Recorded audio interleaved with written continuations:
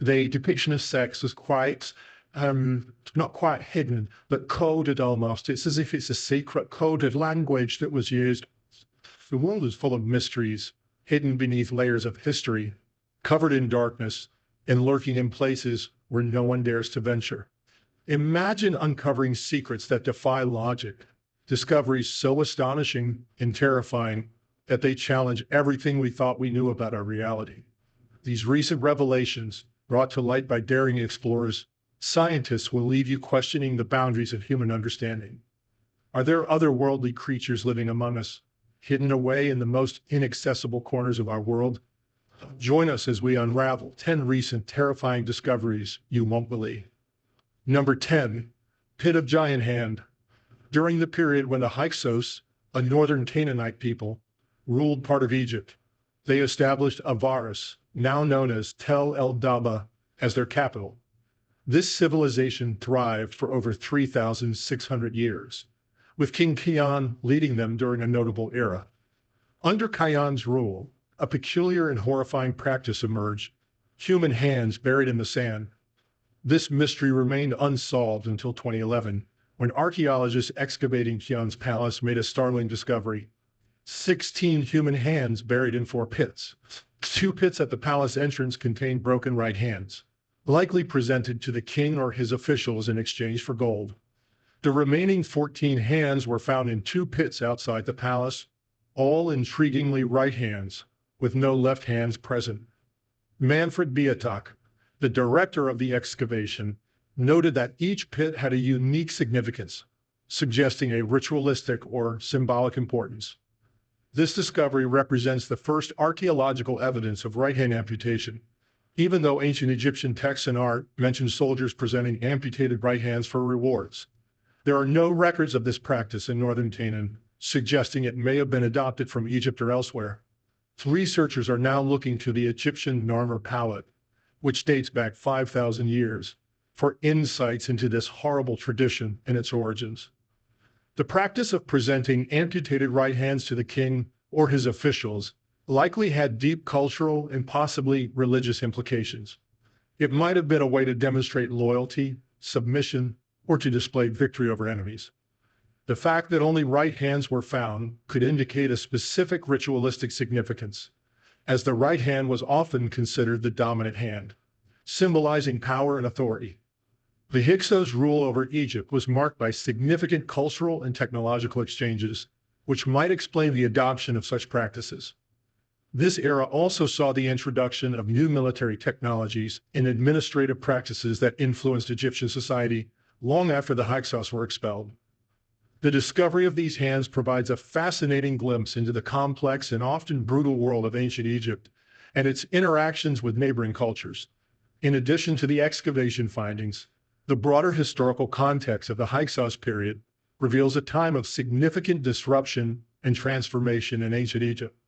The Hyksos introduced the horse and coaches, advanced fortification techniques, and new forms of weaponry, which were later adopted and adapted by the Egyptians.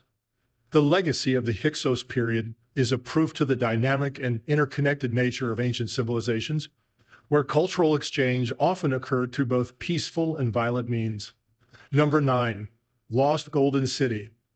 In 1922, British archaeologist Howard Carter made a groundbreaking discovery when he unearthed the golden, mummified remains of King Tutankhamun in a sealed tomb in Thebes, Egypt. This incredible find, which included a wealth of treasures and artifacts, marked the start of an exciting era in Egyptology and drew worldwide attention. The tomb's discovery shed light on ancient Egyptian burial practices and the richness of the 18th dynasty. In September 2020, archaeologists began new excavations on Luxor's west bank near the Valley of the Kings, about 500 kilometers south of Cairo. Within a few weeks, they discovered a 9-meter-high zigzag wall enclosing a complex arrangement of mud brick structures. This site was identified as Aton, the Lost Golden City, believed to have been a vibrant urban center over 3,000 years ago. The city's full size remains a mystery, but the symbols found there date back to the reign of Amenhotep III, one of Egypt's most powerful and prosperous pharaohs, who ruled during the 14th century BCE. His reign is often considered a golden age due to the flourishing of art, culture, and wealth. Among the remarkable artifacts uncovered were amulets, bricks, vessels, colorful pottery, and items bearing Amenhotep's seal. These objects suggest a high level of craftsmanship and trade, indicating the city's significance in ancient times. Salima Ikram, an expert in Egyptology at the American University in Cairo, compared the lost golden city to Pompeii, highlighting its significance and the potential it holds for understanding ancient urban life. The site includes residential areas with well-preserved walls, a bakery with remnants of food, kitchen tools for metal and glass production, administrative buildings, and a cemetery with rock-cut tombs, some of which contain skeletal remains. The discovery of the lost golden city offers fresh insights into daily life in ancient Egypt, including the diet, industry, and administrative practices of its inhabitants. It also reveals the glory and complexity of a long-lost civilization, providing a tangible connection to a time when Egypt was at the height of its power and cultural influence. This find not only enriches our understanding of ancient Egyptian society, but also ignites the imagination about the untold stories still hidden beneath the sands of Egypt. Number 8. The Falcon Shrine. In the ancient port city of Berenice, Egypt, a remarkable discovery has left archaeologists both puzzled and attracted. The find centers around a falcon shrine that dates back approximately 1,700 years, shedding light on a complex and enigmatic aspect of ancient Egyptian ritual. This shrine features a foot adorned with the remains of 15 headless falcons, and its surroundings include a stone monument depicting two unknown deities, as well as a mysterious inscription that cryptically declares it is improper to boil heads in this sacred space. The foot, made of limestone, exhibits a series of intricately carved images and symbols that suggest the shrine was a center for significant ritualistic activities. The headless falcons are not merely a curious detail, they are believed to represent offerings to the gods, possibly linked to fertility or protection rituals. Falcons, often associated with the god Horus, were revered in ancient Egypt for their perceived divine attributes. Nearby, the stone monument portrays two enigmatic figures. One deity, sporting a falcon head, is potentially a representation of Horus, or a lesser-known falcon god, while the other, a goddess adorned with cow horns and a solar disk, might be Hathor or a related goddess associated with motherhood and the sky. These goddesses' specific roles and their importance in this shrine remains a subject of debate among scholars. The discovery of the iron arrow, about 13 inches long and elaborately decorated with intricate patterns, adds another layer of intrigue. This artifact, which may have been used in ritual sacrifices, suggests that the shrine's practices were both complex and symbolically rich.